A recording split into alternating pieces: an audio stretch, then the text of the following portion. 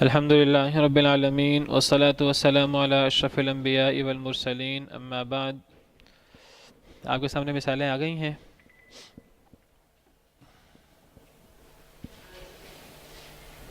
Screen آپ کے سامنے ہے نا، تو یہ مثال آ گئی ہے آپ کے سامنے۔ چلیں، یہ کچھ مثالیں ہیں اور ان مثالوں کی روشنی میں ہم اس میں اشارہ کو ذرا تھوڑا سیکھنے کی کوشش کرتے ہیں۔ تو پہلی مثال ہے ذر رجل شریف۔ کیا مطلب ہے اس کا؟ وہ آدمی شریف ہے۔ یہ جو ذا ہے یہ اس میں اشارہ ہے، تو اس میں اشارہ ذا یہ قریب اور بعید دونوں کے لیے ہے۔ قریب کے لیے بھی استعمال ہوتا ہے اور بعید کے لیے بھی۔ وعلیکم السلام۔ اس کا معنی ہم یہ بھی کر سکتے ہیں اور اس کا معنی ہم وہ بھی کر سکتے ہیں۔ اس میں اشارہ اصل میں ذا ہے، ذا۔ تو اس کا معنی ہم یہ بھی کر سکتے ہیں اشارہ قریب کے لیے، اور بعید کے لیے بھی وہ بھی کر سکتے ہیں۔ تو ذر رجل یہ آدمی یا وہ آدمی شریف، شریف ہے، معزز ہے۔ اگلی مثال ھذا کتاب نافع۔ کیا معنی ہے اس کا؟ یہ کتاب فائدہ مند ہے، نہیں کہنا، ہم نے کہنا ہے کہ یہ فائدہ مند کتاب ہے۔ اصل میں کتاب نافع یہ مرکب توصیفی ہے۔ کتاب موصوف ہے اور نافع صفت ہے اس کی۔ تو صرف کتاب نافع ہو تو اس کا مطلب ہے نفع بخش کتاب۔ تو ھذا یہ نفع بخش کتاب ہے۔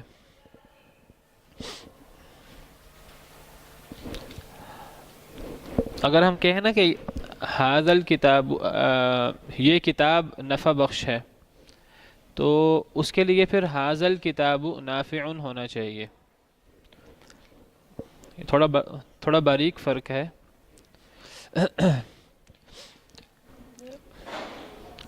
اگر یہاں ہو ھذا الکتاب نافع تو اس کا مطلب ہوگا یہ کتاب نفع بخش ہے۔ اس صورت میں نافع خبر بنے گی۔ اس صورت میں نافع کیا بنے گی؟ خبر۔ ھذا الکتاب مبتدا بن جائے گا اور نافع اس کی خبر بن جائے گی۔ تب معنی کریں گے یہ کتاب مبتدا اور نافع یہ اس کی خبر ہے کہ نفع بخش ہے۔ لیکن جب کتاب نافع یہ خود مرکب توصیفی ہے، کتاب موصوف ہے اور نافع اس کی صفت ہے، تو کتاب نافع کا معنی ہم نے مرکب توصیفی کا کرنا ہے، اور ھذا کو ہم نے مبتدا بنا دینا ہے، صرف ھذا کو۔ ھذا الکتاب اس پورے کو مبتدا نہیں بنانا، تو اس کی خبر بنے گی کتاب نافع، تو معنی ہوگا یہ نفع بخش کتاب ہے۔ تو یہ فرق آپ کے سامنے آیا؟ فرق واضح ہوا کہ نہیں؟ جی، یہ بالکل اس طرح کی بات ہے جس طرح قرآن کریم میں ہو ذالک الکتاب لا ریب فیہ۔ اگر ہم اس کا معنی یہ کریں کہ ذالک اشارہ بعید کے لیے ہے، تو ہم اس کا معنی کریں وہ کتاب ہے، تو ذالک کتاب کا مطلب یہ نہیں ہے وہ کتاب ہے، کتاب خبر نہیں ہے۔ وہاں ہم معنی کریں گے وہ کتاب۔ اصل میں ہم پڑھیں گے ابھی آگے انشاءاللہ کہ ایک ہوتا ہے اس میں اشارہ اور ایک ہوتا ہے اس کا مشار الیہ۔ ایک اس میں اشارہ ہوتا ہے اور ایک اس کا مشار الیہ ہوتا ہے۔ اس میں اشارہ یہ وہ ادات ہے، یہ وہ لفظ ہے جس کے ذریعے اشارہ کیا جاتا ہے، اور جس چیز کی طرف اشارہ کیا جا رہا ہو اسے کیا کہتے ہیں؟ مشار الیہ، جس کی طرف اشارہ کیا جا رہا ہے۔ اور مشار الیہ اس پر الف لام ہونا ضروری ہوتا ہے، اس پر الف لام ہونا ضروری ہوتا ہے۔ اگر مشار الیہ پہ الف لام ہو تو وہ مشار الیہ ہوگا، اگر اس پہ الف لام نہ ہو تو پھر وہ مشار الیہ نہیں ہوگا، پھر وہ الگ سے خبر ہوگا۔ یہ فرق ہے حاضل کتابو کا اور حاضا کتابن کا۔ اگر ہم کہیں حاضا کتابن تو یہ حاضا مبتدا ہے اور کتابن اس کی خبر ہے، یہ کتاب ہے، حاضا رجلن۔ لیکن اگر میں کہوں حاضل کتابو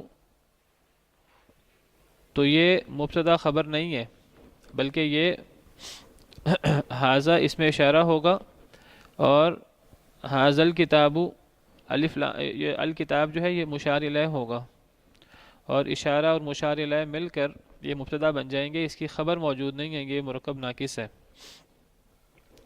تھوڑا سا باریک فرق ہے، مجھے پتہ نہیں کہ کتنا کو کلیئر ہوا آپ کے سامنے۔ تو ذالک الکتاب کا مطلب یہ نہیں ہے وہ کتاب ہے، ذالک الکتاب کا مطلب ہے وہ کتاب، اس کی خبر کیا ہے؟ لا ریب فیہ، وہ ہے اس کی خبر کہ اس میں کوئی شک نہیں، وہ کتاب اس میں کوئی شک نہیں۔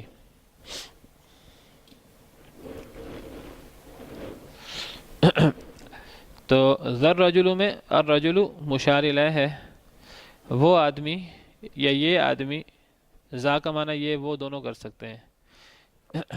شریف شریف ہے، معزز ہے، تو خبر یہاں شریف ہے، لیکن حاضا یہاں مشار الیہ نہیں ہے، کیونکہ مشار الیہ پہ الف لام ہونا ضروری ہے۔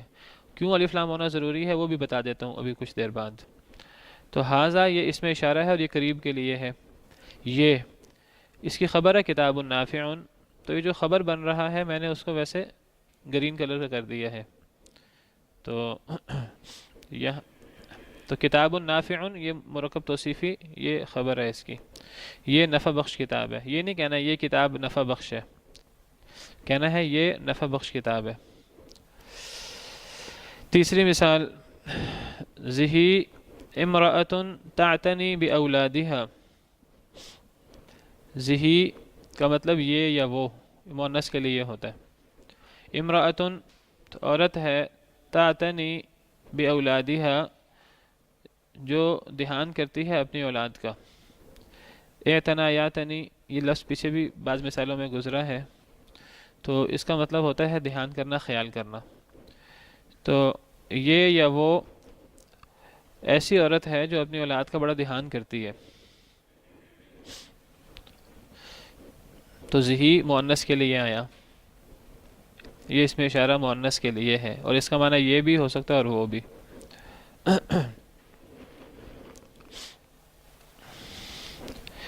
ذی کا حجرۃ واسعۃ، جی جی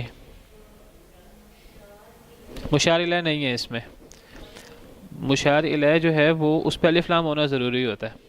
تو یہاں اگر المرأۃ آتا تو یہ مشار الیہ ہوتا، لیکن امرأۃ یہ خبر ہے، اور ہم پڑھیں گے انشاءاللہ یہ اصل میں مبتدا خبر مل کے جملہ اسمیہ بنتا ہے، تو جملہ اسمیہ ہم نے اس کے بعد پڑھنا ہے۔ تو جملہ اسمیہ ہم پڑھیں گے تو ہم پڑھیں گے کہ خبر بذات خود جملہ ہو سکتی ہے۔ تو یہ امرأۃ تعتنی باولادها یہ خبر ہے اور یہ پورا جملہ ہے ایک، اس میں امرأۃ مبتدا ہے الگ سے، اور تعتنی باولادها یہ اس کی خبر ہے۔ تو یہ مبتدا خبر مل کر جو ہے یہ ذہی یہ خود مبتدا ہے، تو یہ اس کی یہ پورا جملہ اس کی خبر بن گیا۔ تو امرأۃ تعتنی باولادها یہ پورا جملہ جو ہے یہ خبر ہے، تو یہاں اس میں مشار الیہ نہیں ہے اس مثال میں۔ ابھی انشاءاللہ اس میں اشارہ کی تعریف، مشار الیہ اور یہ پوری بات کرتے ہیں۔ ابھی صرف کچھ مثالوں کے ذریعے میں چاہ رہا ہوں ایک دفعہ آپ کے سامنے اس میں اشارہ کی مختلف صورتیں آ جائیں، آپ کے سامنے اس میں اشارہ کی نئی نئی ایسی صورتیں آ رہی ہوں گی جو آپ نے ابھی تک شاید نہ دیکھی ہو، نہ سنی ہو، لیکن ہمیں اس کا پتہ ہونا چاہیے۔ تو ابھی انشاءاللہ یہ چیزیں کلیئر ہو جائیں گی آپ کے سامنے، ذرا کچھ مثالیں ایک دفعہ ان کو ہم پڑھ لیں۔ ذی کا حجرۃ واسعۃ، ذی کا مطلب ہوتا ہے وہ، اور یہ مؤنث کے لیے آتا ہے۔ ذہی میں اور ذی کا میں فرق کیا ہے؟ دونوں اس میں اشارہ ہیں، مؤنث کے لیے ہیں، لیکن جو ذی کا ہے یہ بعید کے لیے ہے۔ شروع میں ہم نے ذا پڑھا پہلی مثال میں، اور میں نے کہا اس کا مطلب ہم نے یہ کرنا ہے کہ وہ کرنا ہے، کیا بتایا میں نے آپ کو؟ دونوں دونوں اس کا مطلب کر سکتے ہیں، یہ بھی کر سکتے ہیں وہ بھی. تو گویا کہ زا یہ اس میں اشارہ ہے مذکر کے لیے، اور یہ قریب یا بعید کے لیے خاص نہیں ہے، یہ دونوں کے لیے ہو سکتا ہے. لیکن جب ہم نے ہاذا پڑھا تو میں نے آپ کو بتایا کہ اس کا مطلب ہم نے صرف یہ کرنا ہے، یہ اشارہ مذکر ہی ہے لیکن یہ قریب کے لیے خاص ہو گیا ہے، اس کا مطلب ہم وہ نہیں کر سکتے. تو اس سے ہمیں پتہ لگا کہ کسی بھی اسم اشارہ کے شروع میں اگر ہا آ جائے تو ہا اس اسم اشارہ کو قریب کے معنی میں کر دیتا ہے. صحیح ہے؟ اسم اشارہ کے شروع میں ہا آ جائے، ہا کھڑی زبر، تو وہ اسم اشارہ جو قریب اور بعید دونوں کے لیے مستعمل ہے تو وہ قریب کے لیے خاص ہو جائے گا، اس کا معنی صرف یہ کریں گے. تو زا بھی اسم اشارہ ہے مذکر کا اور ہاذا بھی اسم اشارہ ہے مذکر کا، دونوں میں فرق یہ ہے کہ ہاذا قریب کے لیے خاص ہے اور زا قریب بعید دونوں کے لیے ہے. اب اس سے اگلی جو دو مثالیں ہیں ان میں ذی، یہ اسم اشارہ ہے مؤنث کا ہے اور یہ قریب اور بعید دونوں کے لیے استعمال ہو سکتا ہے. لیکن جب ہم نے ذی کا کہا تو یہ کاف جو بعد میں لائے ہیں اسم اشارہ کے، اسم اشارہ کے بعد کاف اگر آئے تو یہ اسم اشارہ کو بعید کے لیے خاص کر دیتا ہے. تو یہ اشارہ بعید ہوگا وہ کے معنی میں، جس طرح انگلش میں دس اور دیٹ ہوتا ہے، یہ اور وہ.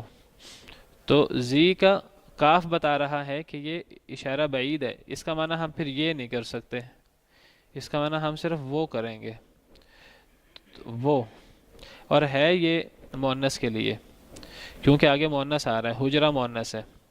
ذی بھی مؤنث کے لیے ہے، ذی کا بھی مؤنث کے لیے، دونوں میں فرق یہ ہے کہ ذی قریب اور بعید دونوں کے لیے استعمال ہو سکتا ہے، یہ خاص نہیں ہے، اور ذی کا یہ بعید کے لیے خاص ہو گیا. تو ذی کا وہ حجرۃ واسعۃ، یہ موصوف صفت مل کر خبر ہے، مرکب توصیفی ہے. وسیع حجرہ، وسیع کمرہ، وہ وسیع کمرہ ہے. ٹھیک ہے جی، آگے چلیں. مرکب توصیفی حجرۃ واسعۃ مرکب توصیفی ہے.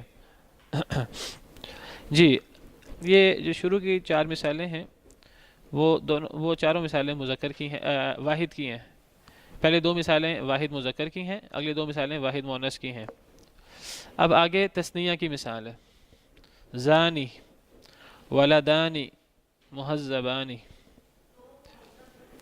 تو زانی یہ اس میں اشارہ ہے لیکن یہ تثنیہ کے لیے ہے. ہم نے پڑھا تھا تثنیہ کے لیے تثنیہ میں الف نون آتا ہے، تو اس کے آخر میں الف نون ہے جو یہ بتا رہا ہے کہ یہ تثنیہ ہے. اب یہ اس میں اشارہ ہے تثنیہ کا، اور یہ تثنیہ کے ساتھ ساتھ مذکر بھی ہے. یہ تثنیہ مذکر ہے تو اس کا معنی نہ ہم نے یہ کرنا ہے نہ وہ کرنا ہے، یعنی یہ اشارہ بعید یا قریب کے ساتھ خاص نہیں ہے، یہ قریب بھی ہو سکتا ہے بعید بھی ہو سکتا ہے. ہم یہ بھی کہہ سکتے ہیں یہ دو لڑکے، یا ہم وہ دو لڑکے بھی معنی کر سکتے ہیں، وہ دو لڑکے یا وہ دو مرد، یا یہ دو مرد کا معنی بھی کر سکتے ہیں. ولدانی مہذبانی، تو یہ موصوف صفت ہے، دو بچے ہیں، دو لڑکے ہیں، مہذبانی جو بڑے مہذب ہیں، بڑے تمیز دار ہیں. مہذب تہذیب سے، تمیز سے. تو یہ بھی کہہ سکتے ہیں وہ بھی کہہ سکتے ہیں، وہ دو مہذب لڑکے ہیں.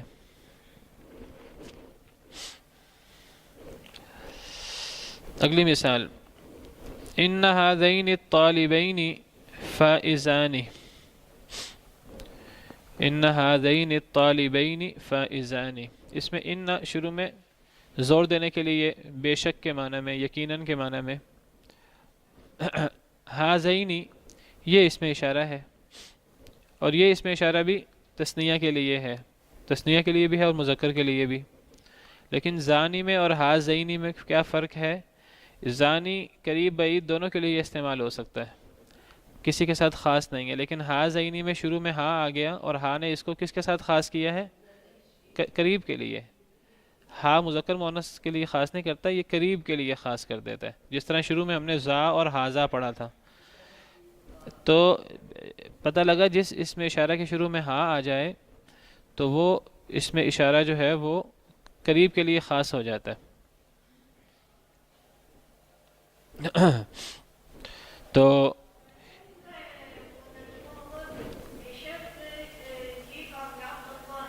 نہیں نہیں، ان ہذین الطالبین، بے شک یہ دو طالب علم، فائزانی کامیاب ہیں۔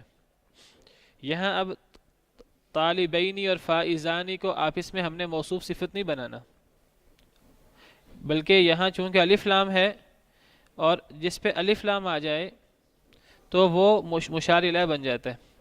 تو ان ہذین الطالبین، بے شک یہ دو طالب علم، فائزانی، اب یہ خبر بنے گی، کامیاب ہیں۔ ہم نے یہ نہیں کہنا کہ بے شک یہ دو کامیاب طالب علم ہیں۔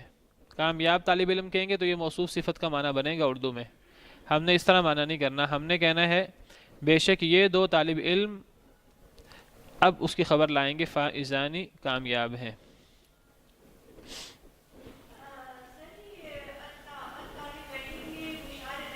جی جی، مشار الیہ ہے۔ ابھی اس کی مزید وضاحت دوبارہ کر دیتا ہوں، ایک دفعہ دوبارہ ہم انہی مثالوں پر غور کریں گے، ذرا مثالیں مکمل ہو جائیں۔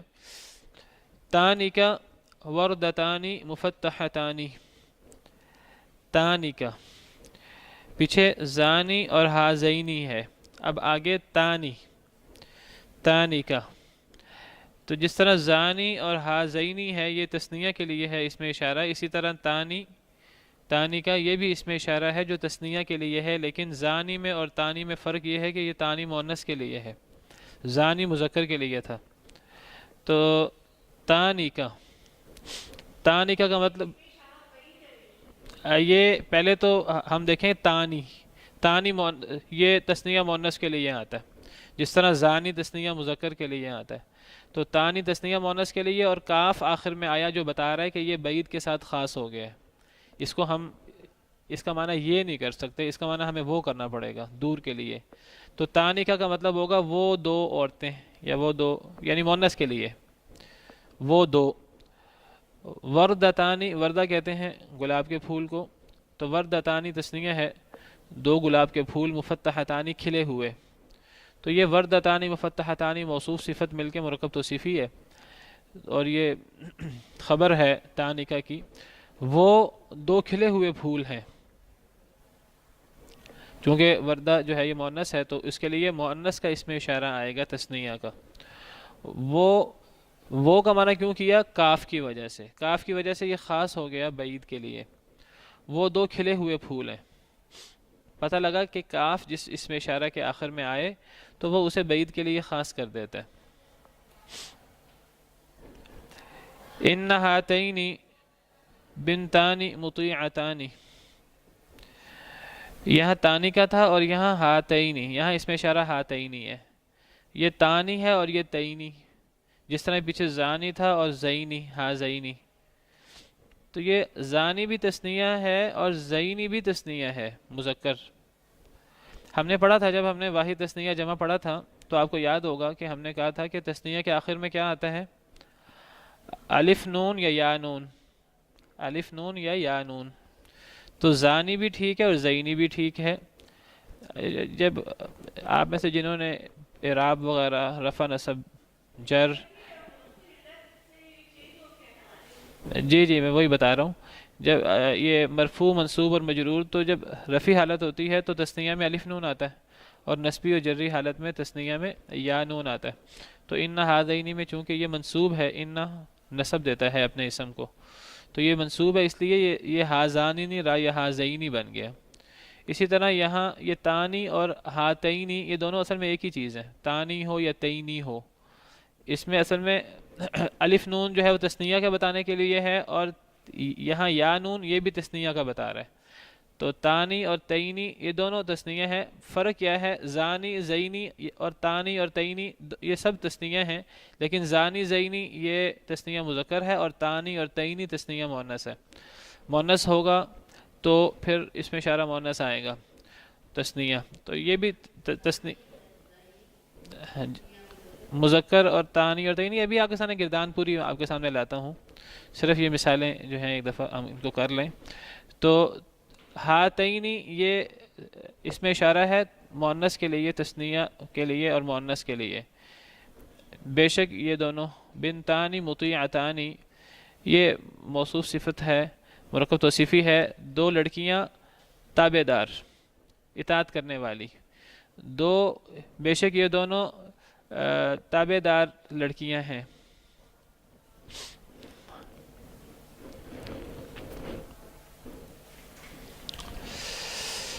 یہ ابھی تک جو مثالیں پڑھی تھیں وہ ہم نے واحد، مذکر مؤنث، تثنیہ مذکر مؤنث کی پڑھی۔ اب جمع کی، جمع کے لیے جو اس میں اشارہ آتا ہے وہ اولائی، اور چونکہ اولائی کے شروع میں نہ ہا ہے نہ آخر میں کاف ہے تو یہ قریب یا بعید کے ساتھ خاص نہیں ہے۔ اس کا معنی ہم یہ بھی کر سکتے ہیں یہ سب یا وہ سب، بعید اور قریب دونوں کا معنی کر سکتے ہیں۔ تجار صادقون، تاجر کی جمع تجار، اور صادقون سچے، تو وہ سب یا یہ سب، یہ مردوں کے لیے آتا ہے، مردوں کے لیے بھی عورتوں کے لیے بھی، اولائی، یہ سب یا وہ سب سچے تاجر ہیں، قریب بعید دونوں کے لیے ہے۔ ان ہؤلاء الصناع ماہرون، اب یہ وہی اولائی ہے جو پچھلی مثال میں تھا، لیکن اس کے ساتھ شروع میں ہا آ گیا، تو شروع میں ہا آ گیا تو گویا کہ ہا نے آ کر اس میں اشارہ کو خاص کر لیا قریب کے معنی میں۔ اب اس کا معنی ہم وہ نہیں کر سکتے وہ سب، ہم کہیں گے یہ سب، یہ سب الصناع، یہ مشار الیہ ہے، اس پر الف لام ہے۔ الصناع صانع کی جمع صناع، صانع کہتے ہیں بنانے والے کو، کاریگر کو، صناع اس کی جمع ہے۔ یہ سب کاریگر، ماہرون یہ اس کی خبر ہے، اب ماہر ہیں، یہ سب کاریگر ماہر ہیں۔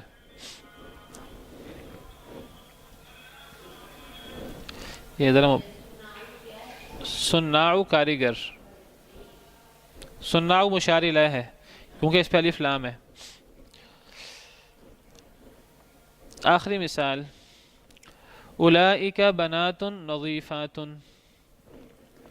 اب اس میں وہی اولائی جو ہم نے پچھلے دونوں مثالوں میں پڑھا ہے، ایک میں اولائی پڑھا ہے، ایک میں ہا اولائی پڑھا ہے، اب اس میں اسی اولئک کے آخر میں کاف آ گیا تو یہ بعید کے لیے خاص ہو گیا، اور چونکہ اب آگے بچیوں کا ذکر ہے تو یہ مؤنث کے لیے بھی ہے، پیچھے یہ دونوں مذکر کی مثالیں تھیں، پتہ لگا اولائی مذکر کے لیے بھی آتا ہے اور یہی اولائی مؤنث کے لیے بھی آتا ہے، یہ مذکر مؤنث دونوں کے لیے آتا ہے۔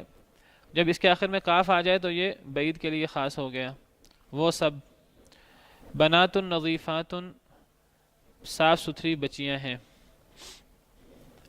یہ کچھ مثالیں ہیں، ان مثالوں سے ہمارے سامنے کچھ اس میں اشارہ مشار الیہ کا کچھ وضاحت ہوئی۔ ان مثالوں کو سامنے رکھیں تو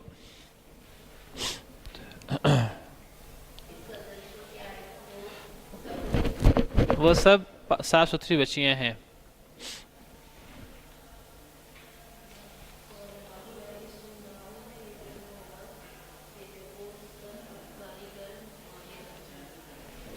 وہ سب کاریگر ماہر ہیں۔ تو یہ مثالیں ہم نے پڑھی، ہمارے سامنے آیا اس میں اشارہ کیا ہوتا ہے، اس میں اشارہ کی تعریف کیا ہے؟ وہ اسم جس سے کسی معین شے کی طرف حصی اشارہ کیا جائے، وہ اسم جس سے کسی معین شے کی طرف حصی اشارہ کیا جائے، حصی اشارہ یعنی کوئی محسوس شے کی طرف اشارہ کیا جائے۔ اس میں اشارہ سے ہم ایک مخصوص شے، وہ قریب ہو یا دور ہو، اس کی طرف اشارہ کرتے ہیں۔ یہ یعنی زیادہ تر محسوس شے ہوتی ہے، لیکن اس میں اشارہ سے غیر محسوس شے کی طرف بھی اشارہ ہو سکتا ہے۔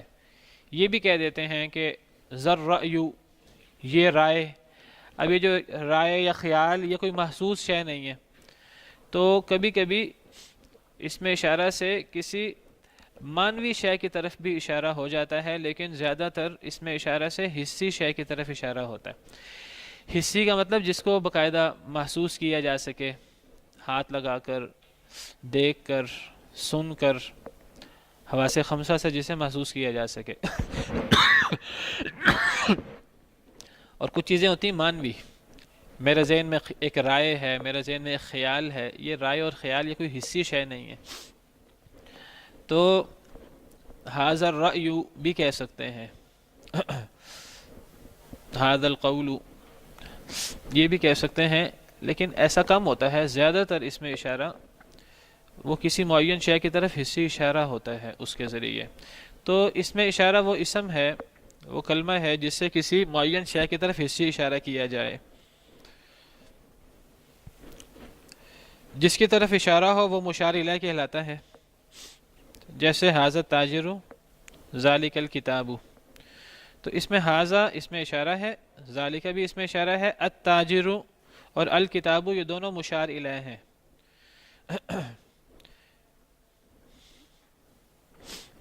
ھذا التاجر کا مطلب ہم یہ نہیں کریں گے یہ تاجر ہے، ذالک الکتاب کا مطلب یہ نہیں کریں گے وہ کتاب ہے، بلکہ ھذا التاجر کا مطلب ہے یہ تاجر، اور ذالک الکتاب کا مطلب ہے وہ کتاب. اس میں اشارہ اور مشار الیہ آپ اس کو اس طرح یاد رکھیے، یہ مرکب ناقص ہوتا ہے. اس میں اشارہ اپنے مشار الیہ کے ساتھ مل کر مرکب تام نہیں ہوتا، معنی مکمل نہیں ہوتا. اگر آپ معنی مکمل کر دیں گے تو یہ صحیح معنی نہیں ہوگا. ھذا التاجر کا مطلب یہ تاجر ہے، یہ تو بات مکمل ہو گئی. آپ نے کہنا ھذا التاجر یہ تاجر. اب یہاں خبر کی ضرورت ہے، یہ مرکب ناقص ہے. ذالک الکتاب وہ کتاب، یہ نہیں کہنا وہ کتاب ہے. اگر ہم نے کہہ دیا وہ کتاب ہے تب تو بات مکمل ہو گئی. اگر ہم نے کسی جی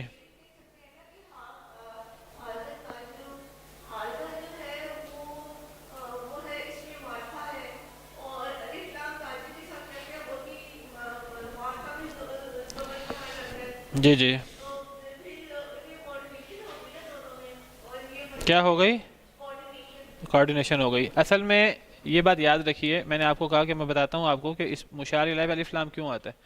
اصل میں اس میں اشارہ اور مشار الیہ مل کر یہ مرکب توصیفی، ہم نہیں کہتے مرکب توصیفی بنتا ہے، لیکن یہ مرکب توصیفی جیسا بن جاتا ہے. مرکب توصیفی کے قائم مقام ہوتا ہے. ہم نے اس لیے پہلے مرکب توصیفی پڑھ لیا تاکہ اس میں اشارہ کی سمجھ آ جائے. تو اس میں اشارہ اور مشار الیہ مل کر یہ ایک مرکب بنتے ہیں جو ایک مرکب ناقص ہوتا ہے، تام نہیں ہوتا، اور یہ مرکب توصیفی سے ملتا جلتا ہوتا ہے، مرکب توصیفی کی طرح ہوتا ہے. مرکب توصیفی میں ہم نے پڑھا کہ مرکب توصیفی میں موصوف اور صفت میں 4 چیزوں میں کوارڈینیشن ہوتی ہے. ایک تعداد میں، واحد تثنیہ جمع، اور دوسری جنس میں، مذکر مؤنث میں. اگر موصوف مذکر ہو صفت بھی مذکر آئے گی، مؤنث ہو تو صفت بھی مؤنث آئے گی. تیسری اعراب میں، موصوف مرفوع ہو صفت بھی مرفوع، منصوب ہو تو صفت بھی منصوب، مجرور ہو تو صفت بھی مجرور. کرامن کاتبین جیسے، یا اور بڑی مثالیں ہیں اس کی. اور چوتھی وسعت میں، وسعت کہتے ہیں نکرہ اور معرفہ کو. اگر موصوف نکرہ ہو صفت بھی نکرہ ہوتی ہے، موصوف معرفہ ہو صفت بھی معرفہ ہوتی ہے. پچھلے لیکچر میں ہم پڑھ چکے ہیں. تو اب اس میں اشارہ اور اس کا مشار الیہ یہ بھی مرکب ناقص ہیں، اور یہ مرکب توصیفی کی طرح ہیں، ان جیسے ہیں. تو اس میں اشارہ معرفہ ہوتا ہے، خود بذات خود اس میں اشارہ معرفہ ہے. جب اس میں اشارہ معرفہ ہے تو اس کا مشار الیہ گویا کہ یہ جس طرح موصوف اور صفت ہوتا ہے، تو اس میں اشارہ معرفہ ہے تو تاجر کو بھی معرفہ ہونا چاہیے، مشار الیہ کو بھی معرفہ ہونا چاہیے. تو اگر اس میں اشارہ کے بعد مشار الیہ معرفہ آئے تو ہم اس کو مشار الیہ کہیں گے. اگر وہ معرفہ نہ آئے تو پھر وہ مشار الیہ نہیں ہوگا. اگر جو جس کی طرف اشارہ کر رہے ہیں اس پر وہ معرف باللام ہو، معرف باللام یا الف لام اس کا ایک ہی معنی ہوتا ہے. اگر وہ معرف باللام ہو تو تب وہ مشار الیہ ہوگا، ورنہ نہیں.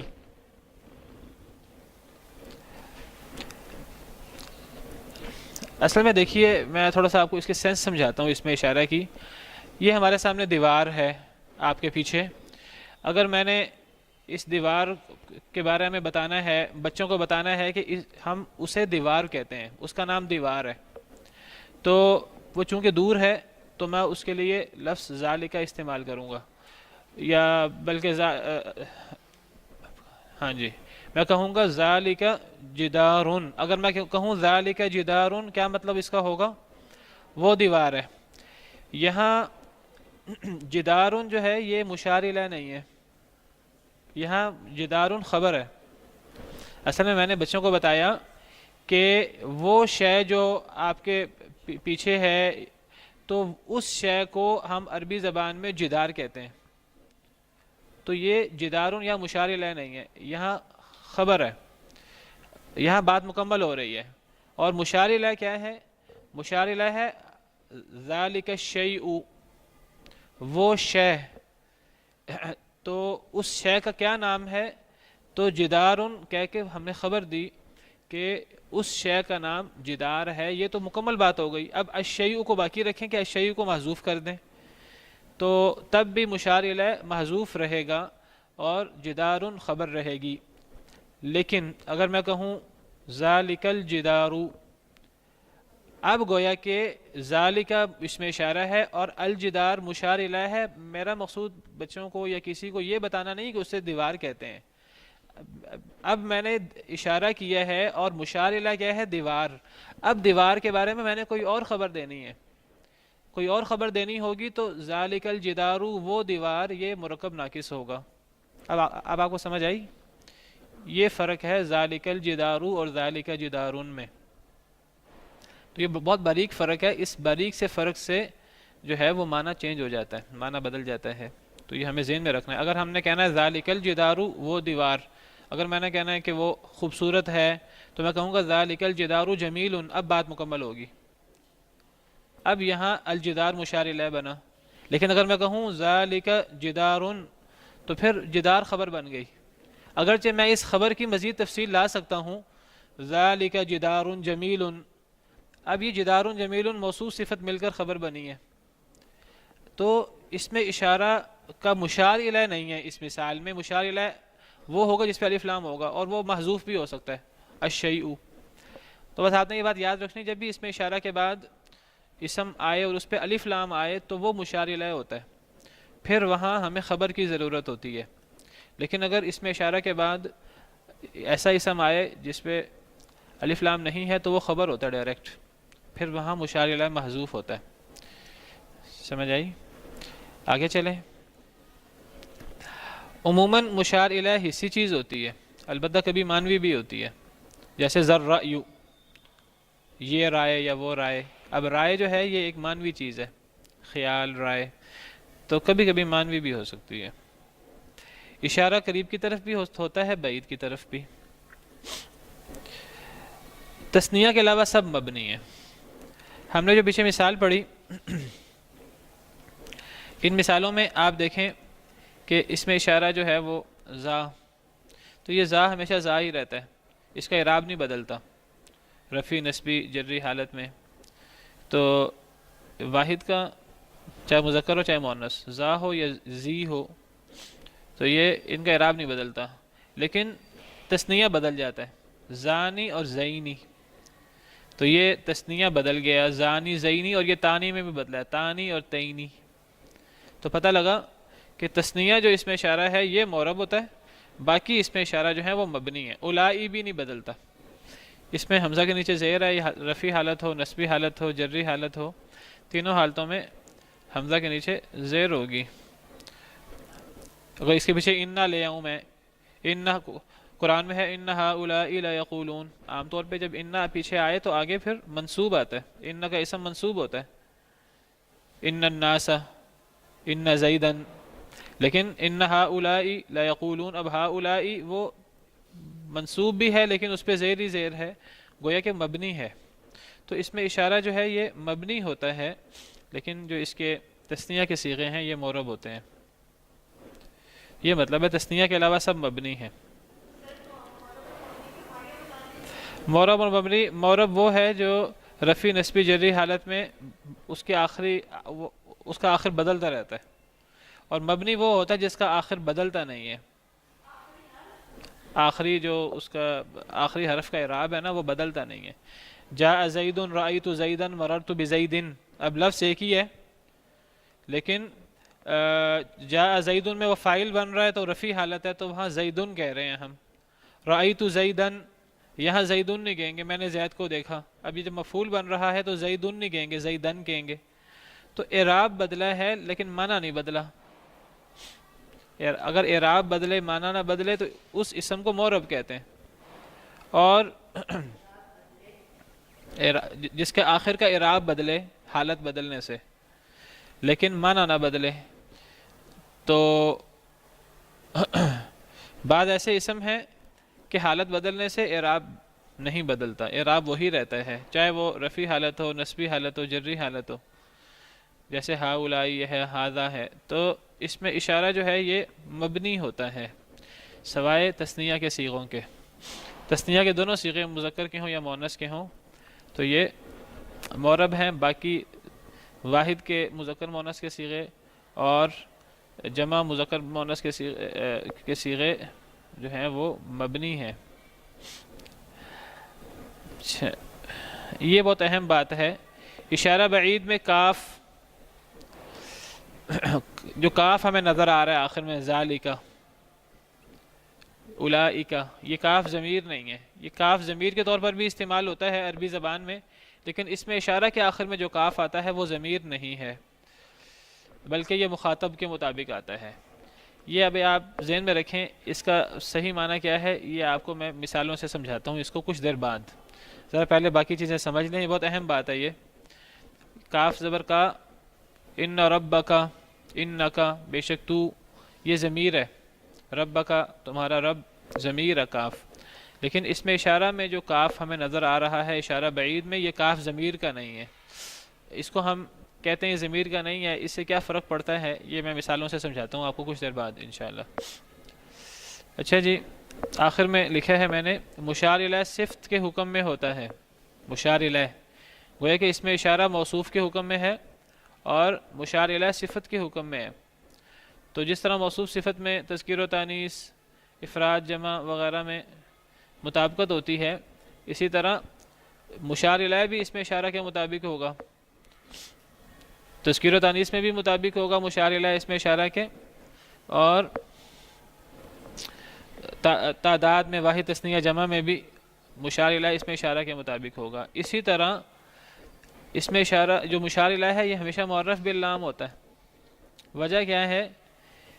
وجہ اس کی یہ ہے کیونکہ اس میں اشارہ معرفہ ہے. اس میں اشارہ جو ہے ہاذا ہو، ہاذانی ہو، اولئک ہو، یہ سب معرفہ ہیں، نکرہ نہیں ہے. جب اس میں اشارہ معرفہ ہے تو مشار الیہ صفت کے حکم میں ہے، صفت کے قائم مقام ہے، تو پھر اسے بھی معرفہ ہونا چاہیے. تو وہ اس کو الف لام کے ذریعے معرفہ بنا دیتے ہیں. تو جب بھی مشار الیہ معرفہ ہو، الف لام ہو اس پر، تو پھر وہ مشار الیہ ہوگا. اگر مشار الیہ معرف باللام نہ ہو، یعنی اس پر الف لام نہ لگا ہو، تو وہ خبر ہوتا ہے. پھر وہ مشار الیہ نہیں ہوتا، پھر وہ مرکب ناقص نہیں ہوتا، پھر وہ اس پہ بات مکمل ہو رہی ہوتی ہے، پھر وہ مبتدا خبر بن جاتا ہے. یہ آپ کے سامنے گردان ہے اس میں اشارہ کی. تو یہ گردان سیکھنے کے بعد پھر دوبارہ ذرا ہم مثالوں کی طرف جاتے ہیں. اس میں 3 گردانیں میں نے آپ کے سامنے رکھی ہیں. پہلی گردان قریب کی ہے، اس کو ذرا چھوڑ دیں ایک دفعہ.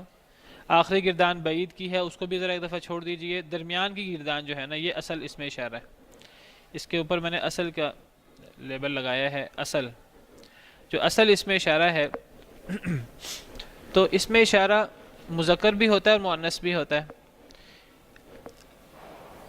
جنس کے اعتبار سے 2 قسمیں ہوتی ہیں، تذکیر و تانیث. پھر تعداد کے اعتبار سے 3 قسمیں ہوتی ہیں، واحد تثنیہ جمع. تو یہ 6 صیغے بنتے ہیں اس میں اشارہ کے. پہلا صیغہ ذا، دوسرا زانی. زانی بھی ہوتا ہے اور زینی بھی، کیونکہ یہ معرب ہے تو زانی رفعی حالت میں ہوتا ہے، نصبی جری حالت میں زینی ہوتا ہے. تو زانی زینی دونوں لکھ دیے. تو ذا، زانی، جمع اس کی اولائی. اس کا مؤنث زی،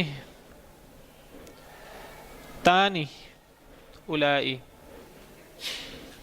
ذا، زانی، اولائی، اور مؤنث زی، تانی، اولائی. زہی، تانی، اولائی. یہ ہے اصل اس میں اشارہ. نہ یہ قریب کے لیے خاص ہے، نہ یہ بعید کے لیے خاص ہے. اس کا معنی قریب بھی ہو سکتا ہے اور بعید بھی. اب اگر ہم نے اس میں اشارہ کو خاص کرنا ہے قریب کے لیے تو اس میں اشارہ کے شروع میں ہا لگا دیتے ہیں، اور اگر بعید کے لیے خاص کرنا ہے تو آخر میں کاف لگا دیتے ہیں. وہ آپ کو ذرا بعد میں بتاتا ہوں، تھوڑی سی اس میں اصل اس میں اشارہ میں مزید وضاحت کر دوں. اس میں اشارہ کی اصل گردان کیا ہوئی؟ زا زانی الائی زہی تانی الائی. اس میں آپ نے یہ یاد رکھنا ہے کہ زا زانی الائی زہی تانی الائی یہ 6 صیغے ہمیں نظر آ رہے ہیں. تو یہ 5 صیغے جو ہیں وہ تو اسی طرح ہی ہیں. یہ جو چوتھا صیغہ ہے زہی، یہ صرف زہی استعمال نہیں ہوتا. یہ کون سا صیغہ ہے؟ اس صیغے کا نام کیا ہے؟ واحد مؤنث.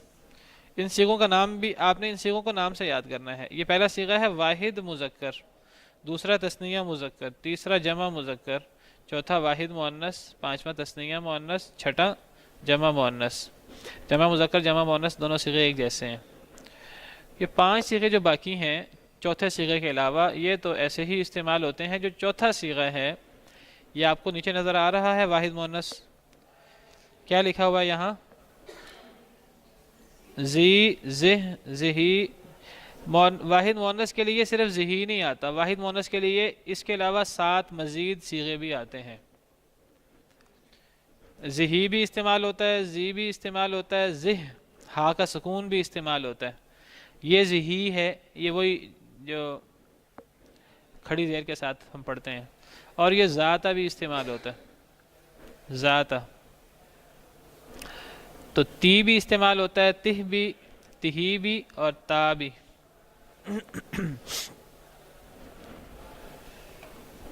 گویا کہ واحد مؤنث کے لیے زی بھی کہہ سکتے ہیں، زی امرأتن.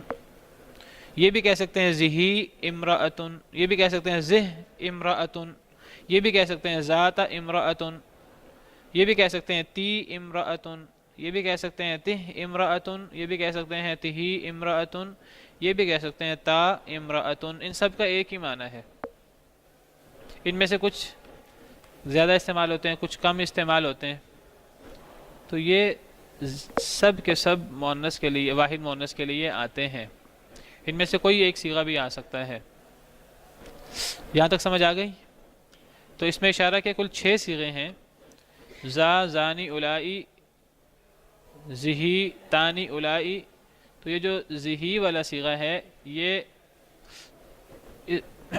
مختلف صیغے اس کے ہو سکتے ہیں. زہی بھی ہو سکتا ہے، زی بھی ہو سکتا ہے، اور ذاتہ، تی، تہ، تہی، تا سب استعمال ہو سکتے ہیں. اگر یہاں تک سمجھ آ گیا تو آگے بڑھتے ہیں پھر. اب میں نے آپ سے کہا کہ یہ ہے اصل اسم اشارہ. اگر ہم اس کے شروع میں ہا لگا دیں تو اشارہ قریب ہو جائے گا، اس کے لیے خاص ہو جائے گا. اب آپ ذرا غور کیجئے کہ جو ہم عام طور پہ اشارہ قریب کی گردان پڑھتے ہیں وہ ہاذا، ہاذانی، ہاؤلائی، ہاذہی، ہاتانی، ہاؤلائی، یہ کہاں سے بنا؟ زا کے شروع میں ہا لگائیں کیا بنا؟ ہاذا. زانی کے شروع میں ہا لگائیں کیا بنا؟ ہاذانی. الائی کے شروع میں ہا لگائیں کیا بنا؟ ہاؤلائی. زہی کے شروع میں ہا لگائیں کیا بنا؟ ہاذہی. تانی کے شروع میں ہا لگائیں ہاتانی، اور الائی کے شروع میں ہا لگائیں تو ہاؤلائی. تو ہاذا، ہاذانی، ہاؤلائی، ہاذہی، ہاتانی، ہاؤلائی. اگر آپ اصل اس میں اشارہ یاد کر لیں، اشارہ قریب آپ کو خود بخود یاد ہو جائے گا. بس شروع میں ہا لگا دینا ہے. ہاذا، ہاذانی. یہ ہاذانی بھی ہو سکتا ہے، ہاذینی بھی ہو سکتا ہے اگر رفع نسبی حالت، اگر نسبی جری حالت ہو. ہاذینی بھی ہو سکتا ہے. جی ہاذینی ہوگا، ہاذین نہیں ہوگا.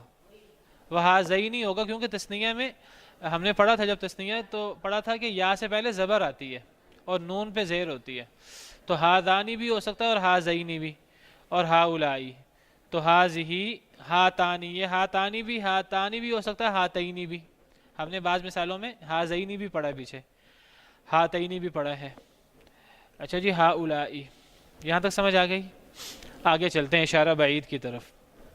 اب اسی زا کے آخر میں اگر کاف لگا دیں تو یہ بعید کے لیے خاص ہو جائے گا. اب دیکھیں یہ جو زا ہے اس کے آخر میں کاف لگاتے ہیں زا کا.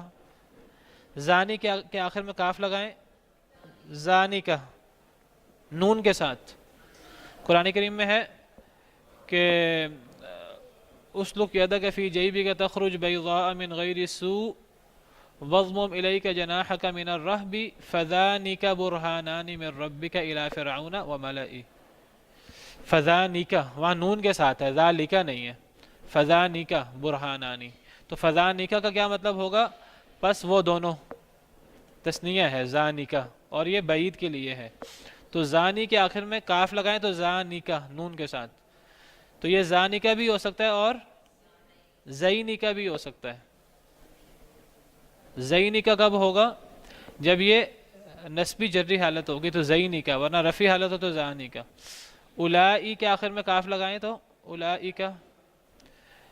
اب یہ جو ہے زہی، اس کے آخر میں کاف لگائیں تو زہی کے آخر میں کاف نہیں لگتا، زی کے آخر میں کاف لگ جاتا ہے. ہم زی کا کہہ سکتے ہیں، مذکر کے لیے زا کا اور مؤنث کے لیے زی کا. جب آخر میں ہا آئے پھر اس کے آخر میں کاف لگتی نہیں ہے، کاف زی کے بعد لگتی ہے، زی کا. اس لیے آگے لکھا ہوا ہے کہ ذاتہ کے آخر میں بھی کاف نہیں لگتی، ذاتہ کا نہیں کہیں گے. اگر ذاتہ کہیں گے تو پھر یہ قریب بعید دونوں کے لیے ہوگا. اس کے آخر میں بھی کاف نہیں لگتی. زی کے آخر میں کاف لگتی ہے یا پھر تی کے آخر میں کاف لگتی ہے. تی کے آخر میں کاف لگائیں گے تو کیا بنے گا؟ تی کا. تو زی کا بھی ٹھیک ہے اور تی کا بھی ٹھیک ہے. تہ کے آخر میں بھی کاف نہیں لگے گی، تہ کا نہیں، تہی کا یہ بھی صحیح نہیں ہے. تا کے آخر میں بھی کاف لگ سکتی ہے، تا کا. زا کا بھی کہہ سکتے ہیں اور تا کا بھی کہہ سکتے ہیں، زا کا بھی کہہ سکتے ہیں اور زی کا بھی کہہ سکتے ہیں، زا کا بھی کہہ سکتے ہیں اور تی کا بھی کہہ سکتے ہیں. تو یہ لکھا ہے میں نے کہ کاف زبر کا جو ہے بعید کے لیے جو آتا ہے یہ واحد مؤنث کے 8 صیغوں میں سے 3 کے آخر میں آ سکتا ہے. سمجھ آ گئی؟ یہ باقی اگر ہم باقی 8 میں سے واحد مؤنث کے لیے ہم کوئی لائیں تو ان 5 کے ساتھ بعید نہیں بنے گا، بعید ان میں سے 3 کے ساتھ ہی بن سکتا ہے.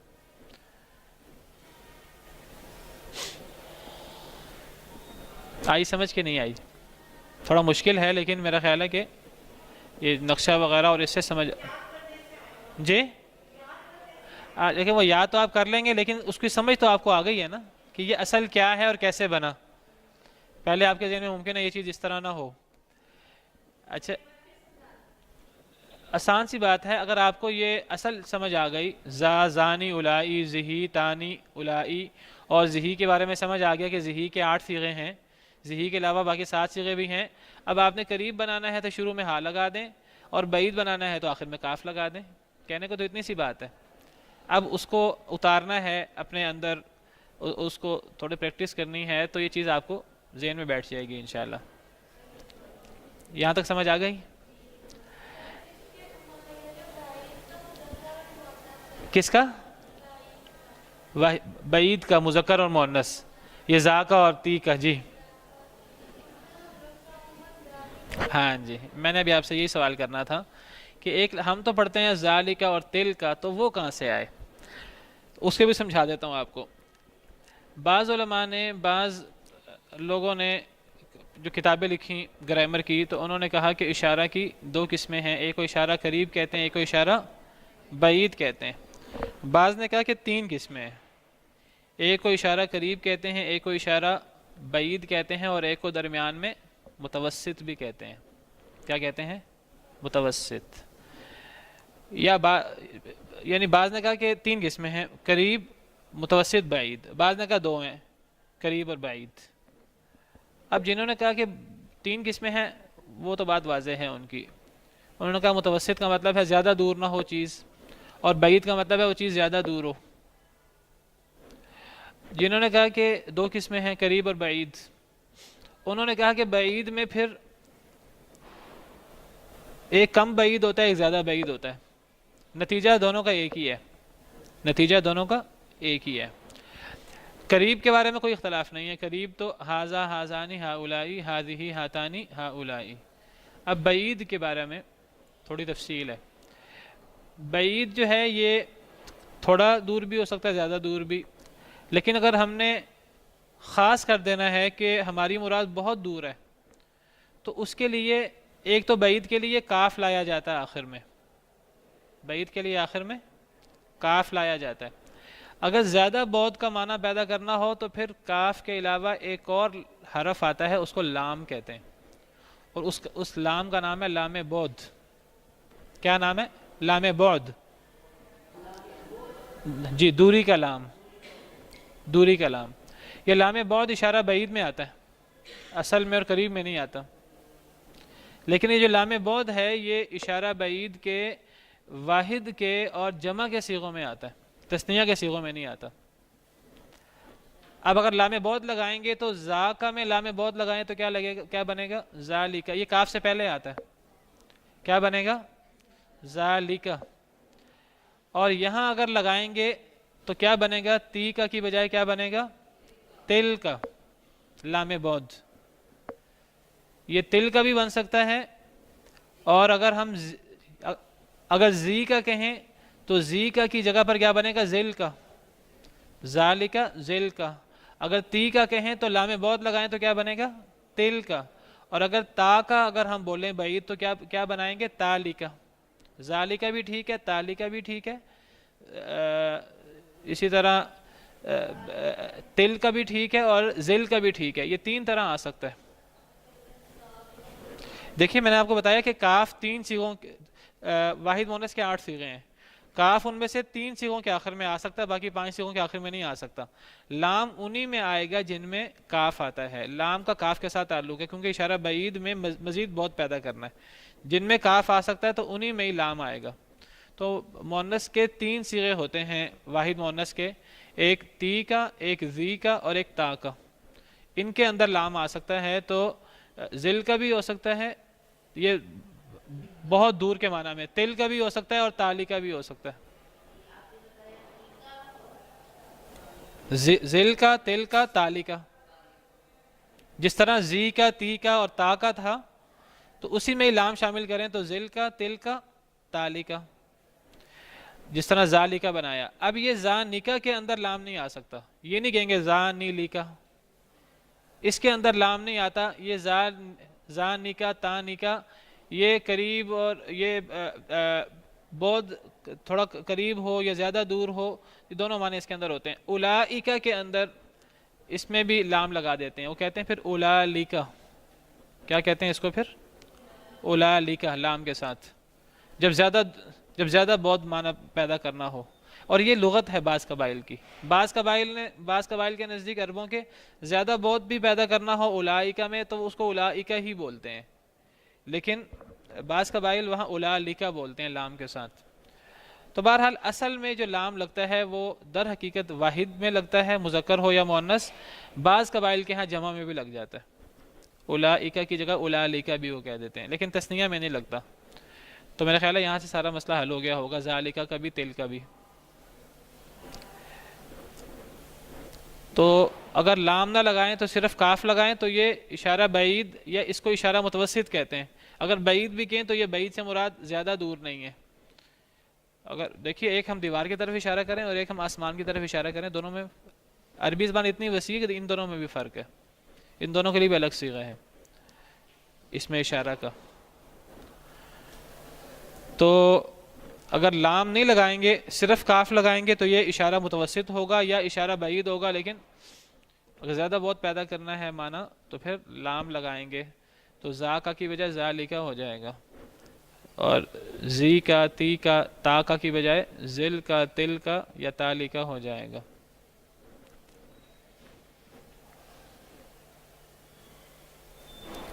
جی آگے چلیں.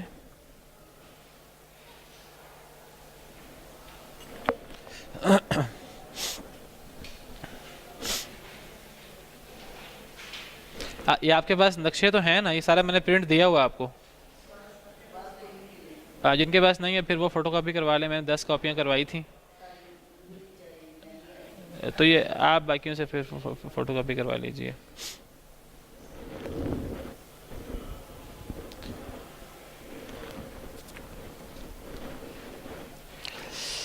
تھوڑا سا مشکل ہے اس میں اشارہ، لیکن یہ اگر سمجھ آ جائے تو یہ پھر مشکل نہیں رہتا. اگر یہ چیز سمجھ آ گئی ہے تو اس سے تھوڑا سا آگے بڑھیں. اب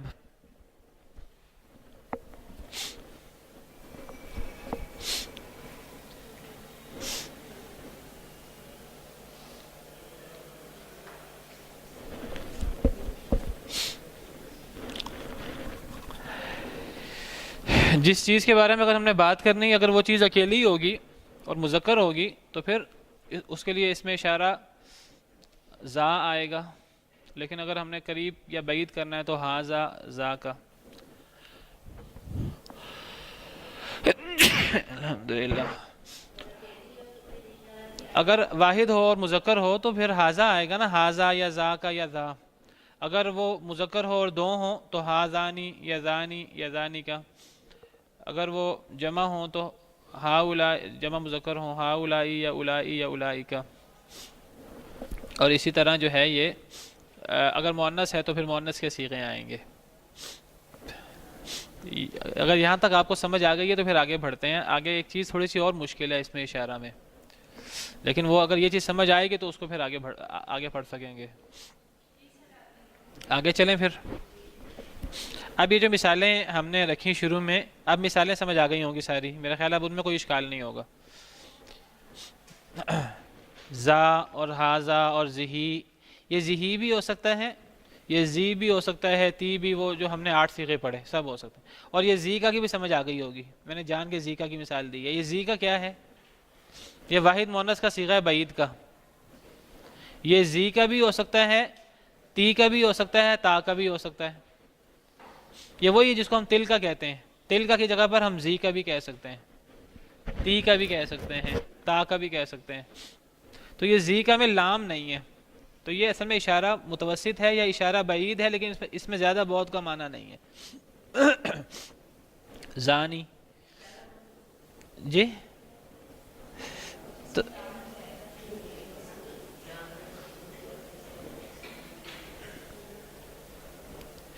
تو یہ مثالیں ساری واضح ہیں بالکل.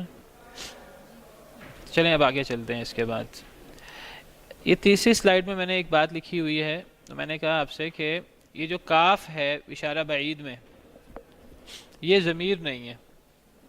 ضمیر اگر ہو تو کاف کا کیا مطلب ہوتا ہے؟ تو ایک مرد. اگر 2 مرد کرنے ہوں تو کیا ہوگا؟ کما، تم 2 مرد. اگر زیادہ ہوں تو کم کہہ دیں گے. اگر ایک عورت ہو تو کی، ان نکی. اگر 2 عورتیں ہوں تو کما. کما عورتوں مردوں دونوں کے لیے آتا ہے.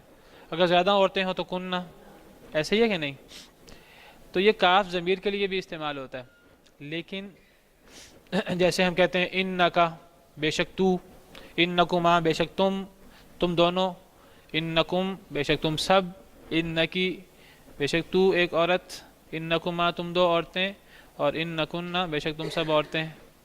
یا ہاذا لکا، یہ تمہارے لیے ہے، تم ایک مرد کے لیے. ہاذا لکما، ہاذا لکم، لکی، لکما، لکننا. یہ تو یہ انشاءاللہ ہم ویسے ضمیر پڑھیں گے بھی آگے، لیکن آپ نے پہلے کوئی اس کی مثالیں وغیرہ آپ کے سامنے کافی گزری ہوں گی. ایسے ہی ہے نا؟ تو یہ کاف ضمیر بھی ہوتی ہے، لیکن یہ جو بعید میں جو کاف آ رہا ہے یہ بطور ضمیر نہیں آ رہا.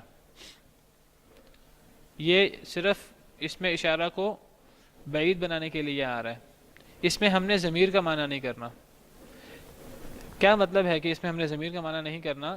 مطلب یہ ہے کہ اگر ہم ضمیر کا معنی کریں گے تو معنی تو چینج ہو جائے گا. اگر میں کہتا ہوں کہ تانی کا وردتانی مفتحتانی، اس کا مطلب ہے کہ وہ دونوں کھلے ہوئے پھول ہیں. ایسے ہی اس کا مطلب ہے نا. اگر میں کا مطلب کر دوں تو پھر تو ہونا چاہیے وہ دونوں تو، ہے کہ نہیں؟ اسی طرح زی کا ہے تو زی کا یہ اصل میں واحد مؤنث کا اشارہ بعید کا صیغہ ہے. وہ چونکہ حجرہ مؤنث عربی زبان میں ایک وسیع حجرہ ہے، اگر میں یہاں ضمیر کا معنی کرنا شروع کر دوں تو کیا مطلب ہوگا؟ وہ تو. سمجھ آ گئی اس بات کی؟ یہ جو کاف ہے یہ ضمیر نہیں ہے. یہ کاف جو ہے یہ صرف بود کا معنی پیدا کرتا ہے. تھوڑا بود ہو، اگر زیادہ بود کا معنی پیدا کرنا ہو کاف سے پہلے لام لگا دیں. اب آپ کو ایک اور آپ کے سامنے ایک چیز واضح کرنی ہے، وہ یہ کہ یہ کاف زبر کا کئی دفعہ، یہ کاف زبر کا، کما، کم، کی، کما، کننا، یہ اس میں اشارہ میں بھی یہ سب آ جاتے ہیں. ذالکا بھی ہوتا ہے، ذالکما بھی ہوتا ہے، ذالکم بھی ہوتا ہے، ذالکی بھی ہوتا ہے، اور ذالکما بھی ہوتا ہے، اور ذالکن بھی ہوتا ہے. تو اگر یہ ضمیر نہیں ہے اور یہ بود کے لیے آتا ہے، تو پھر یہ کا کما کم کی کما کننا اس میں اشارہ میں کیوں آتا ہے؟ اصل سوال یہ ہے. سمجھ آئی میری بات جو میں کہنا چاہ رہا ہوں کہ ذالکہ میں اس میں اشارہ جو ہے یہ ضمیر نہیں ہے. جب یہ ضمیر نہیں ہے تو یہ پھر دور کا معنی پیدا کرنے کے لیے آتا ہے. دور کا معنی پیدا کرنے کے لیے، اگر دور کا معنی پیدا کرنے کے لیے آتا تب پھر اس سے کاف زبر کا آنا چاہیے. لیکن قرآن کریم کا اگر ہم مطالعہ کریں احادیث کا، عربی زبان کا، اس میں ہمیں ذالکہ بھی ملتا ہے، اکثر ذالکہ آتا ہے، لیکن ذالکما بھی ملتا ہے. سورہ یوسف آیت نمبر 37 آپ کے سامنے آ گئی. اس میں دیکھیے ذالکما مما علمنی ربی، یہ کما کیوں ہو گیا؟ اسی طرح ہمیں قرآن کریم میں ذالکم بھی ملتا ہے، بہت جگہ ہے. وفی ذالکم بلاء من ربکم عظیم، ذالکم خیر لکم، ذالکم ازکا لکم، بہت ساری آیتیں ہیں قرآن کریم کی. قرآن کریم میں ہمیں ذالکن بھی ملتا ہے. قالت فذالکن الذی لمتننی فیہ، سورہ یوسف آیت نمبر 32 ہے. قالت فذالکن، تو کاف جو ہے یہ ہم نے کہا کہ یہ اس میں اشارہ کو بعید بنانے کے لیے آیا ہے.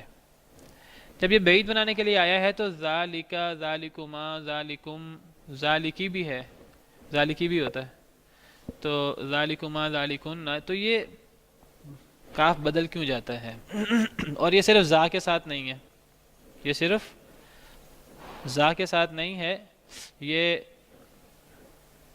ذاکہ کے ساتھ بھی، ذانکہ کے ساتھ بھی، اولئکہ کے ساتھ بھی، اور یہ تی کا وغیرہ کے ساتھ بھی بدل جاتا ہے. قرآن کریم میں ہے اولئکم، اولئکم بھی قرآن میں ہے. وَأُولَئِكُمْ جَعَلْنَا لَكُمْ عَلَيْهِمْ سُلْطَانًا مُبِينًا، قرآن کریم کی آیت ہے. تو یہ جو ایک ہے اس میں اشارہ اور ایک ہے اس کا مشار الیہ، یہ خبر اس کی. مشار الیہ ہو جس پہ الف لام ہو، یا اس کی خبر ہو. اگر اس کی خبر ہو تو یہ مبتدا خبر بن جائیں گے، اور ہم مبتدا خبر میں پڑھیں گے ان میں بھی مطابقت ہوتی ہے واحد تثنیہ جمع وغیرہ میں. ایک ہے اس میں اشارہ اور اس کا مشار الیہ یا اس کی خبر، اور ایک ہے اشارہ بعید. یہ صرف بعید کے ساتھ ہے، کاف کا مسئلہ. یہ اشارہ قریب میں بھی نہیں ہے اور یہ اصل اس میں اشارہ میں بھی نہیں ہے. یہ جو اشارہ بعید کے آخر میں کاف آتا ہے، ایک تو یہ اس میں اشارہ کو بعید بنانے کے لیے آتا ہے، اور اس کا ایک معنی اور بھی ہوتا ہے. اس کے اندر ایک فائدہ اور بھی ہوتا ہے. وہ فائدہ یہ ہوتا ہے کہ یہی فائدہ میں نے یہاں لکھا ہے اور میں اب اس کو واضح کرنا چاہ رہا ہوں. یہاں میں نے لکھا تھا اس میں اشارہ بعید میں کاف ضمیر نہیں ہے بلکہ یہ مخاطب کے مطابق آتا ہے. یہ اس کا ایک نیا فائدہ بھی ہے.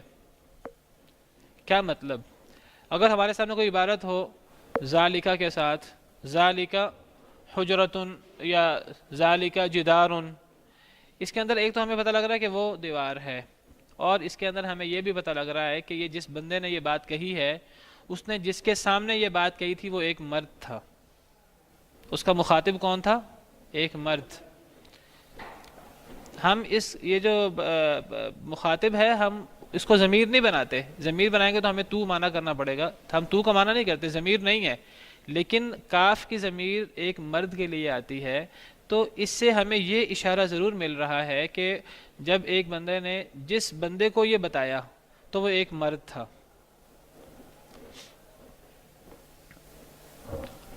جدارن عربی زبان میں مذکر ہے کہ مؤنث؟ دیوار.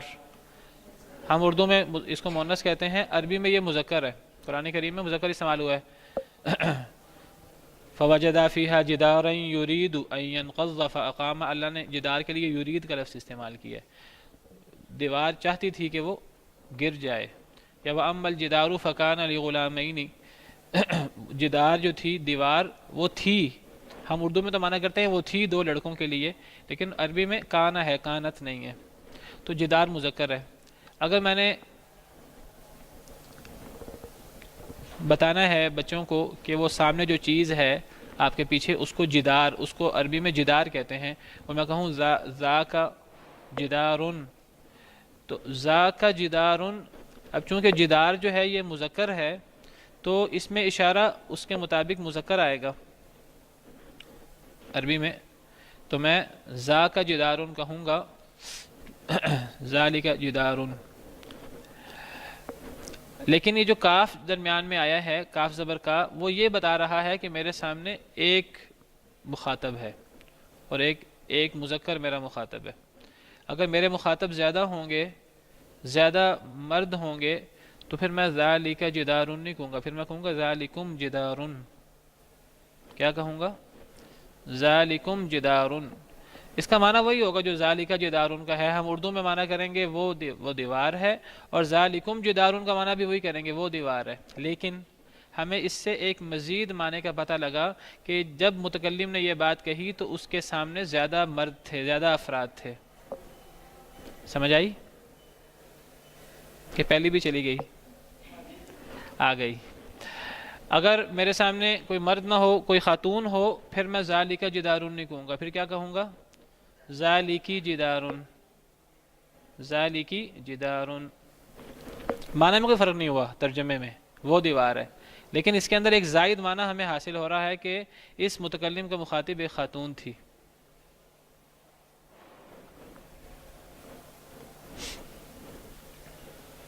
اور اگر میں کہوں ذالکما جدارن تو کیا مطلب ہوگا، یا آپ بتا دیں؟ دو دیواریں ہیں. دیوار ایک ہی ہے اور وہ مذکر ہے، اور ذا بھی مذکر ہے، مخاطب دو تھے. اور اسی کی طرف قرآن کریم میں اشارہ ہے.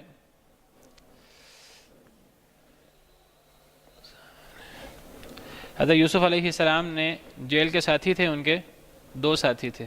اللہ تعالیٰ فرماتے ہیں جب حضرت یوسف علیہ السلام جیل میں گئے وَدَخَلَ مَعَهُ السِّجْنَ فَتَيَانِ، تو جیل میں ان کے ساتھ دو لڑکے بھی داخل ہوئے، دو نوجوان بھی داخل ہوئے. حضرت یوسف کے جیل کے ساتھی تھے.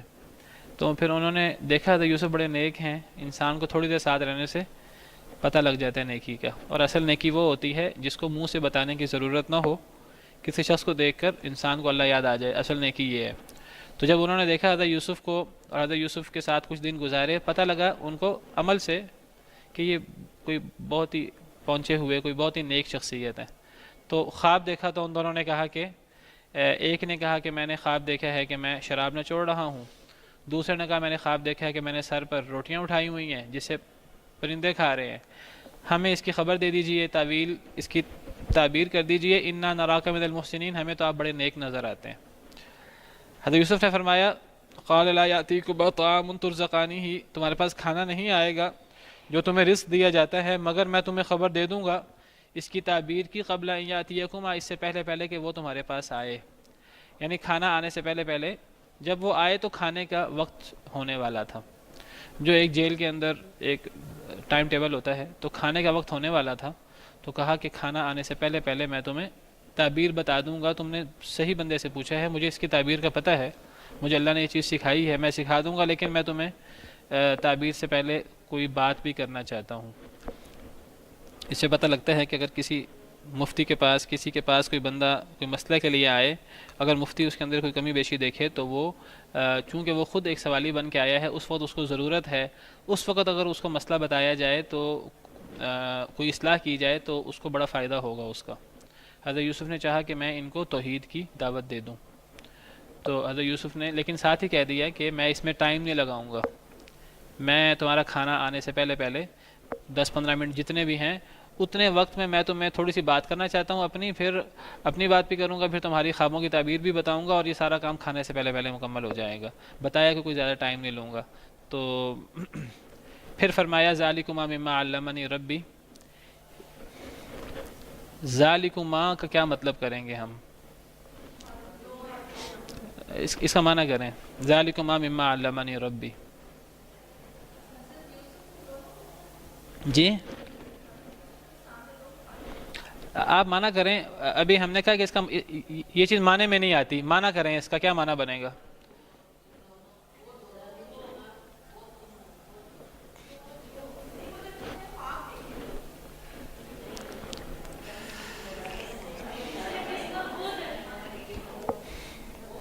یہ اصل میں بہت مسئلہ بنتا ہے ترجمہ کرتے ہوئے، میں نے اسی لیے چاہا یہ چیز آپ کے سامنے واضح کر دوں۔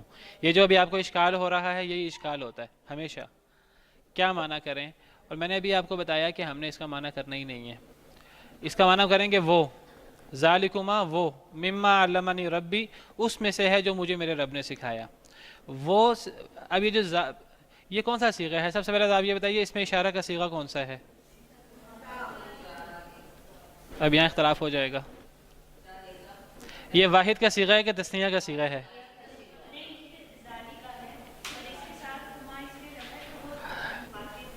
ایک دفعہ کما کو چھوڑ دیتے ہیں ہم، تو ذالک کون سا صیغہ ہے اس میں اشارہ کا؟ یہ واحد مذکر کا صیغہ ہے، واحد زا ہے نا اصل تو، زا یہ واحد مذکر کا صیغہ ہے۔ اگر یہ تثنیہ ہوتا تو زانی ہوتا، اگر جمع ہوتا تو الائی ہوتا، اگر مؤنث ہوتا تو پھر زی یا زہ یا تی، وہ جو سارے صیغے وہ ہوتے، اگر تثنیہ ہوتا تو تانی ہوتا، جمع ہوتا تو الائی ہوتا۔ تو یہ پتہ لگا کہ مذکر چیز کی طرف اشارہ ہے، تو گویا کہ اشارہ کس چیز کی طرف ہے؟ اس تعبیر کی طرف جو تعبیر پوچھی تھی انہوں نے۔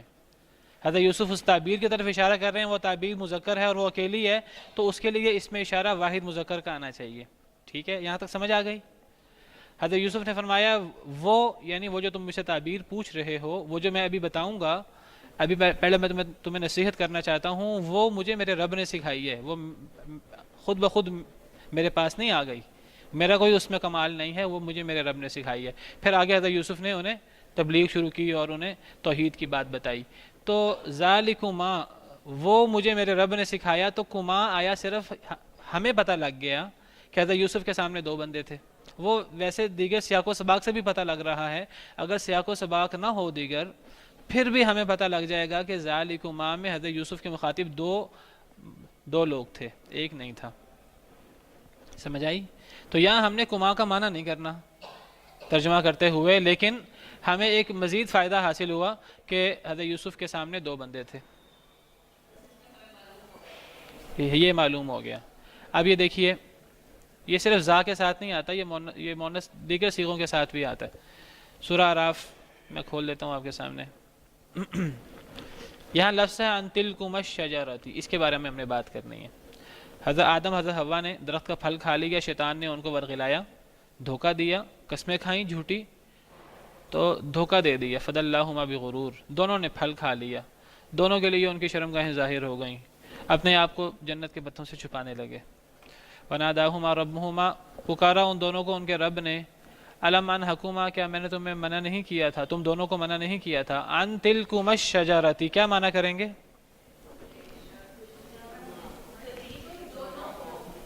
وہ تو انہکما کا مطلب ہے نا،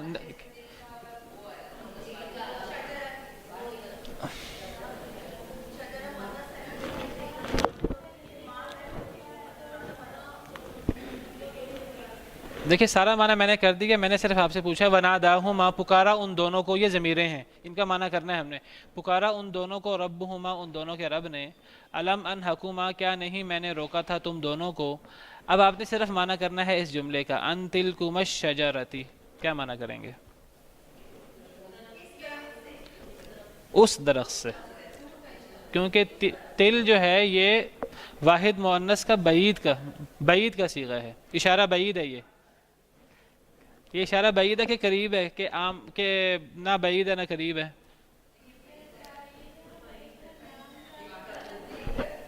نزدیک کا ہے۔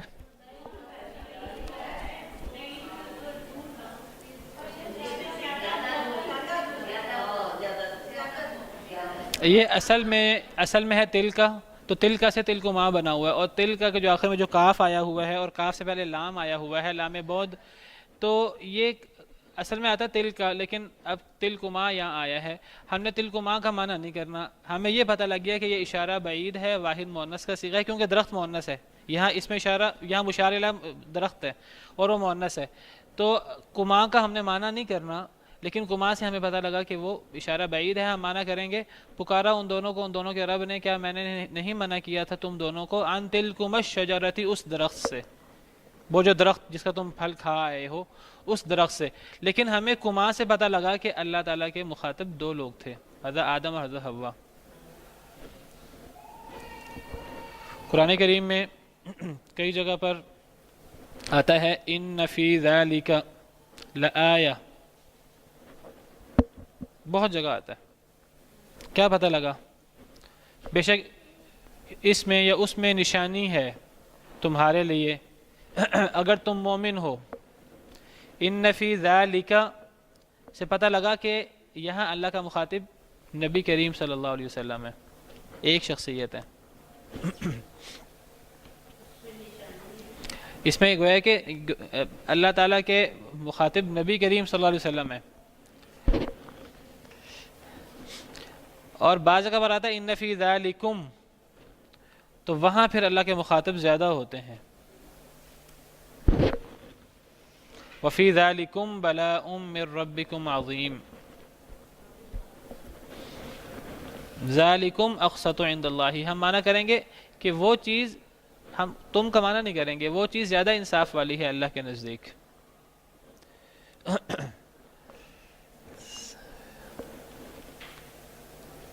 ذالکم فسق کا کیا معنی کریں گے کہ وہ فسق ہے.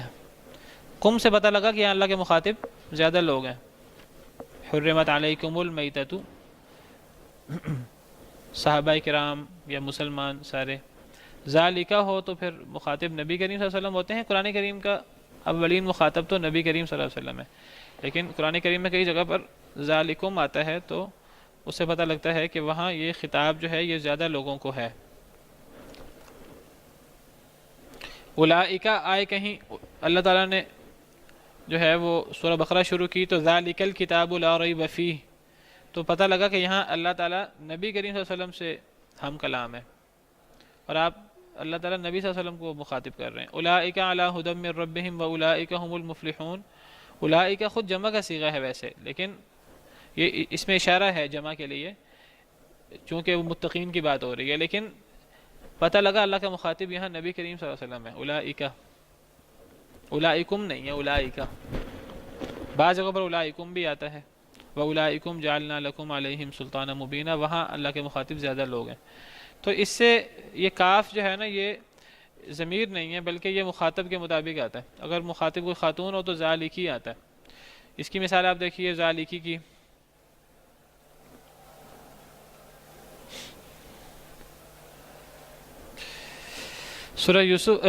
سورہ مریم میں حضرت زکریا علیہ السلام کا ذکر ہوا. حضرت زکریا نے کہا اے اللہ تعالیٰ اولاد کیسے ہو سکتی ہے. چلیں یہ سورہ مریم میں بھی ہے، سورہ آل عمران میں بھی. حضرت زکریا نے کہا اے اللہ تعالیٰ میری اولاد کیسے ہو سکتی ہے، میں بوڑھا ہوں، میری بیوی بانجھ ہے. قال ربی انا یکون لی غلام وقد بلغنی الکبر وامرأتی عاقر. تو اللہ نے فرمایا قال کذالک، اللہ نے فرمایا اسی طرح ہے، اللہ یفعل ما یشاء، اسی طرح اللہ کرتے ہیں جو چاہتے ہیں، اسی طرح ہی ہے. تو یہ ذالک اس میں اشارہ ہے بعید کا، اور کاف زبر کا بتا رہا ہے کہ یہاں اللہ کا مخاطب ایک مرد ہے حضرت زکریا. یہی بات جب حضرت مریم کر رہی ہیں قالت ربی انا یکون، فرشتوں نے بشارت دی حضرت عیسیٰ کی. حضرت مریم کہتی ہیں اے اللہ تعالیٰ میرے لیے اولاد کیسے ہو سکتی جب مجھے بشر نے چھوا نہیں ہے. تو اللہ تعالیٰ یہاں کذالک نہیں کہتے، کذالکی. قال کذالکی، فرمایا اسی طرح اللہ تعالیٰ پیدا کرتے ہیں جو چاہتے ہیں. تو یہ ذالک اس میں اشارہ ہے، تو یہ ذالک نہیں آئے گا، ذالکی آئے گا یہاں، کیونکہ اللہ کے مخاطب یہاں حضرت مریم تھیں. چلیں کوئی سوال ہو اس کے بارے میں تو کر لیں. میرا خیال ہے پھر آج کے لیے اتنا ہی کافی ہے. میرا دل تھا آگے اور